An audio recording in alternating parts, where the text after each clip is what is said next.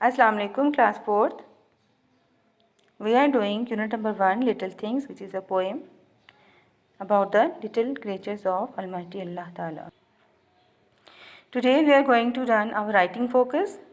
लिखाई की महारत के ऊपर हमने थोड़ा सा फोकस करना है कि कैसे आप कुछ चीज़ लिख सकते हैं in English. Complete the rhyme below using words from the word bank. आपको नीचे एक राइम दे दी गई है, छोटी सी पोएम है जिसके ब्लैंक्स बना दिए गए हैं, साथ वर्ड बैंक दे दिए गए हैं, आपको छोटे वर्ड्स दे दिए गए हैं जो कि इन ब्लैंक्स में आते हैं. जो इसको कंप्लीट करेंगे तो ये राइम कंप्लीट हो जाएगी. ठीक है. राइम मैंने लय में हमने आवाज़ इसकी करनी है, जस्ट लाइक पोएम में कंप्लीट करनी है. फर्स्ट वर्ड है day, next clean, away, green, slice and nice. In words को हमने क्या करना है, अपने इस गिवन राइम के अंदर पुट ऑन करना है ताकि हमारी राइम कंप्लीट हो जाए. An apple can taste very dash. Apple का टेस्ट कैसे हो सकता है?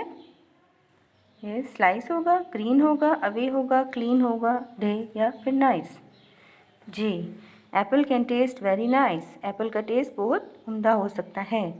ट्राई अ बाइट और अ डैश. अब नाइस से कौन सा वर्ड राइम में मिल रहा है यहाँ पे हमारे पास? अवे, ग्रीन, स्लाइस या नाइस. क्या मिलेगा?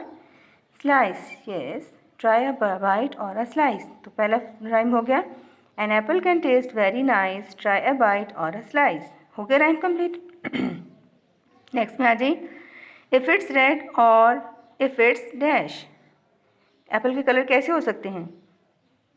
जहाँ पे कलर कौन से दिए? डे, क्लीन, अवे, ग्रीन दिया है ना कलर, तो यहाँ पे हम लिखेंगे ग्रीन. इफ़ इट्स रेड और it's green. It will taste good if it's. आप ग्रीन से कौन सा राइमिंग वर्ड मिल रहा है? डे, क्लीन या अवे? यस, क्लीन मिल रहा है.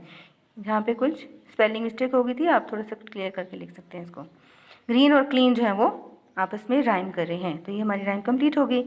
इफ़ इट्स रेड और if it's green, it will taste good if it's clean. चाहे वो ग्रीन हो चाहे रेड हो, तो कब अच्छा लगेगा? जब वो साफ़ सुथरा भी होगा, क्लीन भी होगा.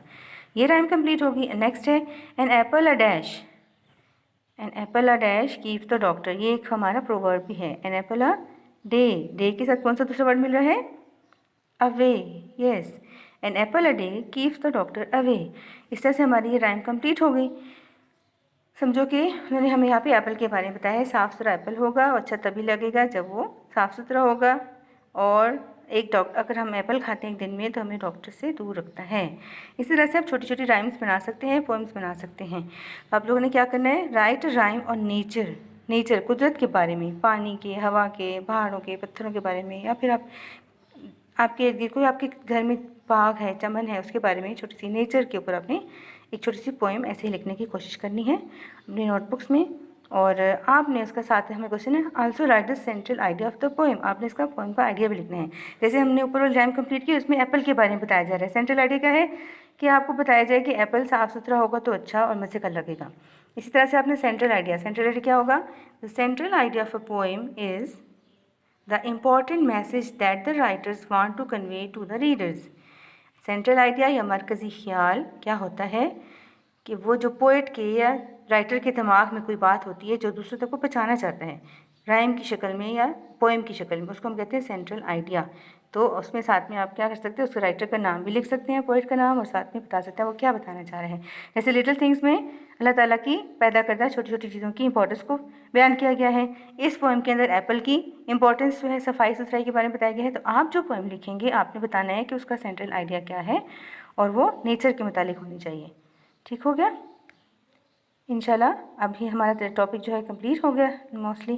फिर हम इसका नेक्स्ट आगे हम इसकी क्रिएटिव राइटिंग वगैरह करेंगे और फिर टेस्ट भी होगा इंशाल्लाह. आप लोगों ने साथ साथ इसकी तमाम वीडियोस को बार बार देखना है और समझना है. जहाँ कोई समझ नहीं आती है तो आप पूछ सकते हैं व्हाट्सएप के थ्रू ताकि आपको गाइड कर दिया जाए. और अपनी बुक्स भी आप जल्दी जल्दी से ले लीजिए. ओके, अल्लाह हाफिज़.